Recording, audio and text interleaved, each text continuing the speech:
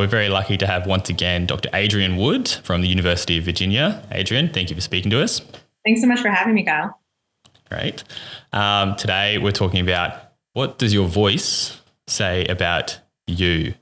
All right. So what can you tell from a person's voice when you listen to them? You can tell a lot about a person's voice. It's kind of like a fingerprint for them. So you can obviously recognize who they are. Like anybody you know, you can hear just a second long slice of their voice and know who they are.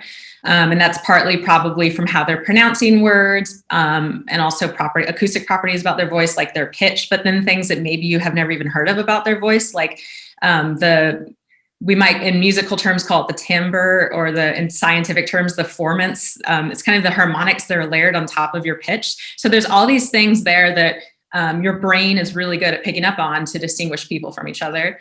On top of identity, we can tell a lot about people's social category, even if we've never met them or seen their face. So our voices convey information about our culture, our ethnicity, our socioeconomic status. And that's because the way we speak is shaped by where we grow up and the resources we're provided and the languages we speak. So you can pick up on people's social categories. Obviously, we can often tell what the gender or biological sex of a speaker is. And then my favorite is we can tell what people are feeling from their voices. Wow. So we can tell a hell of a lot. If I said the same thing to you in the same tone of voice, you had your eyes closed and then you had your eyes open, would you interpret it differently? Really counterintuitively, there's some evidence to suggest that people are actually more sensitive to the emotion state of a speaker when they can't see them. So there's something about, and maybe you've had this feeling of listening to radio. I'm a big podcast person, so I'm so glad to be Great. here. There's like an intimacy to audio only that you kind of lose when you're distracted by all the visual cues. And I think part of that is because when you're talking face to face with someone, you're bombarded by all this social information. You can tell so much about their social identity, their age, their gender, their race, their things about their personality, on and on and on. And that might be distracting you from the more central question of like, what are they feeling and what are they conveying? So I think sometimes it's actually improves your emotion recognition ability to isolate the audio. So it's unconscious biases maybe. So the voice is only one part of the communication. Yeah, and it's possible also that the voice is maybe a more honest signal of your emotion state, at least some parts of your emotions. I'm going to get in trouble with my fellow facial expression researchers for saying this, but I think that the voice is under physiological constraints that are harder to mask. Like when you're nervous, you can make your face look pretty neutral, but it's really hard to take that quavering sound out of your voice when you're nervous. And when you're crying, your voice is often the thing that tells people that you're about to be crying. So I think that our vocal tracts are so connected to our lungs and our musculature in such a way that they reveal our feelings even more than maybe we want to. Whereas we might have some more control over our faces. That's fascinating. How do you go about studying voices? There's a couple of different ways you can do it. So I study emotion and the social meaning that is conveyed by it's called the prosody of our voices. So the non-verbal components. So take out the speech and leave the rest. You can bring people into the lab and try to make them feel certain emotions or put them in certain social contexts and then just record their voices. You have to have really good recording equipment, kind of like the professional equipment you have for your podcast. And you have to isolate the sound. So that's a producer paradigm where you are studying the people as they are producing the expressions or producing the laughter or the speech or whatever. You can flip that on its head and instead just take existing vocalizations. You could take things off of YouTube or wherever you could find human sound, which is in many places.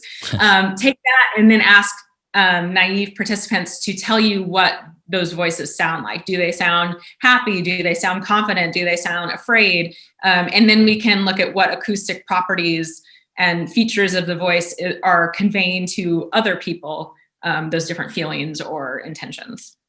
Cool. So doing a bit of research for this episode, I came across a thing called an attractive voice. Is this legit? Is it a real thing? talking about your voice on a podcast is a very self-conscious experience. So I'm try not to like slip into what I think of as an attractive voice. So I think that there's probably attractive means different things. So are we talking kind of like sexually attractive? Work that's been done on the kind of sexual attractiveness of a voice follows what you might expect from, if you know anything about what makes people at least conventionally visually attractive. It's kind of the more a female voice adheres to feminine stereotypes and the more a male voice adheres to masculine stereotypes, often the more attractive they will sound. So being kind of a prototype of your gender is often a way to seem attractive. And obviously I'm speaking in a binary and like we're washing out entire identities, but this is kind of like an oversimplified explanation. And some of those gender differences actually do have roots in underlying biological sex difference in the voice. So when you go through puberty, one of the major differences between men and women is men develop a larger vocal tract, and that allows their voice to sound deeper and bigger. And so an attractive male voice, prototypically, on average, might be one that sounds deeper and like it's coming from a bigger body, whereas female voices are often perceived by men as more attractive if they sound kind of smaller and breathier. So there's features of, through puberty, the more kind of stereotypically male or female you sound, often the more attractive you are. But then I think there's also the definition of attractiveness, which is just like pleasant to listen to you. And I think that feature, probably there are some things, and I don't have as much like data to back me up on this, but I do think that I think about the NPR voice. I don't know what the equivalent is in Australia, but there's this kind of relaxed, warm, cello-like timbre that radio hosts will often take. And that's really pleasant to listen to. And I think part of that is getting back to what I was saying about physiological arousal and how our voices convey our arousal levels. When you are really relaxed, your voice will kind of open up and get warmer in its intonation. And I think that sounds attractive to people because it's just more relaxing and pleasant. Whereas if you are really tense, your voice is going to start to sound tense, and that's going to be more unpleasant. And it's not about sexual attractiveness. It's just about the emotions you're conveying. That's amazing. Just the differences between low and high. Do people respond differently to a high voice? Maybe it comes back to what you're talking about with the attractiveness. But do people respond differently to someone who's got a really high voice or someone's got a really deep voice? Yeah. So this is one of my favorite topics in all of psychology, or maybe all of science, which is, it's known as the size code hypothesis. And it's this principle that guides communication, not only within humans, but also across all species. And it's the principle that if you want to seem dominant and threatening and scary to, a potential rival for a mate or to a predator or whoever, you should make yourself seem as big as possible. So peacocks make their feathers look big. Your cat makes its hair stand on its back. That kind of makes it look bigger. A bear might stand up on its hind legs to get big. All these ways in which animals will signal threat and their power by looking big. And you can do it with your voice as well. So even though you're stuck with the vocal tract you have, you can't grow a bigger vocal tract. You can kind of game the system a little bit and extend your vocal tract, make your voice lower and sound like it's bigger. And that will convey dominance or threat. And so the same size code hypothesis applies to human communication as well.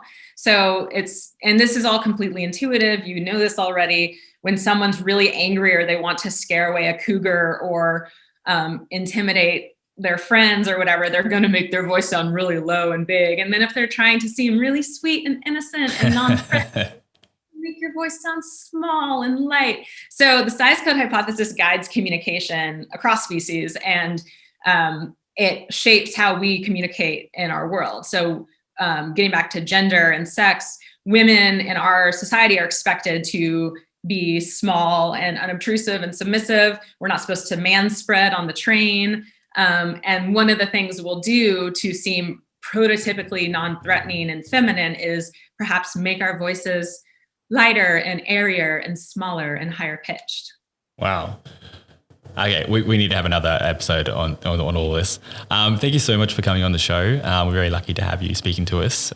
For our listeners at home, please follow us on socials. Share this with your friends. You can download the Pearlii app to get other episodes. Dr. Adrienne Wood, thank you so much for your time. Thanks for having me.